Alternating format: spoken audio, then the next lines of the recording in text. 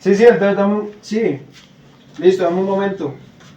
Amor, es que hay una señora en la casa y pues me dice que se le dañó como la lavadora, como que se la averió y me dice que si le puedo hacer el favor de le ayudar a organizar ese dilemita. Pues que sí puedo ir. ¿Cómo así que una señora sola en la casa? ¿Y usted desde cuándo arregla lavadoras? No, pues solo pedirme ayuda, pues quizá no sea grave tampoco. Pues no, porque usted no arregla lavadoras. Entonces no. No. Bueno.